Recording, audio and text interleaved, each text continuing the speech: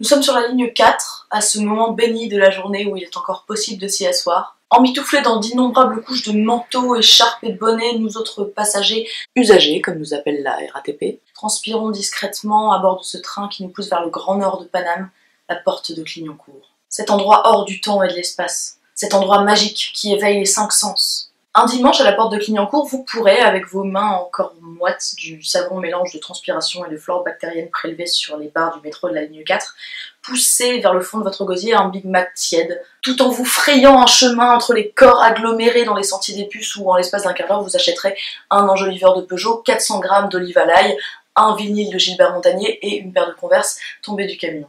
Et s'il vous reste quelques mains de libre, vous aurez le réflexe humain de vous boucher les oreilles au son de la dance poubelle qui vous assourdit à l'approche des stands qui vendent les sous-vêtements les plus improbables.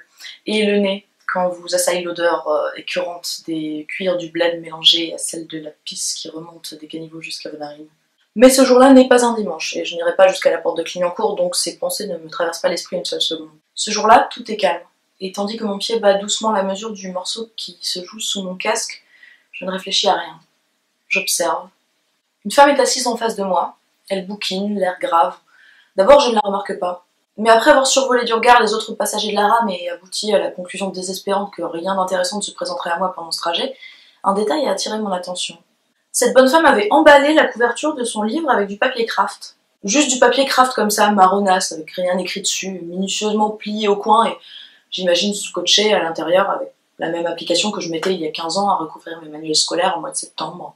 Une application totale, avec la tête qui s'incline sur le côté, la langue qui sort involontairement de la bouche, le dos voûté sur la grande table de la cuisine froide de la maison de mon enfance, avec sa toile cirée bleue, mouchetée, et tout le matériel à portée de main. Papier plastique transparent, ciseaux, rouleau de scotch emprunté au bureau de ma mère, alourdi par du sable à l'intérieur dont le poids savamment étudié permettait d'attraper et de déchirer le scotch d'une seule main, tandis que l'autre maintenait la pliure parfaite que ma mère m'avait appris à faire.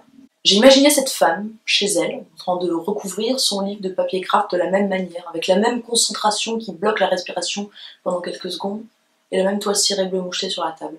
Mon premier réflexe a été de me sentir brimée. De quel droit, femme, caches-tu, à ma curiosité mal placée, la couverture du livre que tu es en train de lire? Pourquoi me prives-tu du loisir de pencher la tête pour déchiffrer à l'envers le titre de ce livre?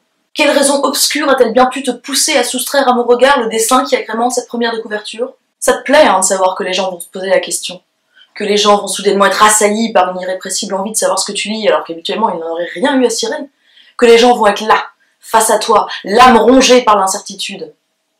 Connasse. Et puis j'ai voulu comprendre, ce désir de cacher aux inconnus qui t'entourent les mots que tu te mets dans la tête. D'où vient-il? Je passe en revue les hypothèses qui selon moi se situent dans l'enceinte du concevable. En scrutant les expressions de ton visage absorbées par ta lecture, je constate que ton regard se brouille d'un commencement de larmes qui ne veulent pas tomber, qui restent en suspension au-dessus de la ligne inférieure de tes cils, des larmes équilibristes qui me foutent le vertige à rester là au bord du précipice, en glougloutant sans jamais se casser la gueule. Dis-moi, madame, qu'est-ce que tu peux bien être en train de lire pour que ça te donne envie de pleurer comme ça? Des titres imaginaires se succèdent dans mon esprit. Roméo et Juliette, Perdre un enfant et s'en relever, Mémoire de Nelson Mandela, Comment vaincre le cancer. Toutes ces hypothèses sont plausibles et chacune ferait de toi quelqu'un de différent, mais quelqu'un dont la pudeur aurait fait que tu préfères ne pas dire au monde ce qui t'affecte. Mais comment savoir? Comment savoir qui tu es et pourquoi l'émotion te gagne? Et surtout, comment savoir les raisons qui t'amènent d'une part à cacher le contenu de ta lecture à la face du monde, mais d'autre part à lire tout de même à la vue de tous, ici dans ce métro, plutôt que chez toi? Est-ce que tu veux cacher à tes proches le sujet de ce livre parce qu'il en dirait trop sur tes motifs? Et si ça se trouve, tes larmes ne sont pas celles d'une émotion sentimentale, mais celles d'une dévotion grandiose. Est-ce que tu lis une sorte de bouquin religieux? Est-ce qu'à ce moment précis, tu ressens dans tout ton être une communion avec le divin qui t'élève au-dessus du monde, de la vie humaine, de la ligne 4? Tu aurais pu choisir de planquer ta spiritualité derrière du papier craft pour la vivre de façon purement personnelle.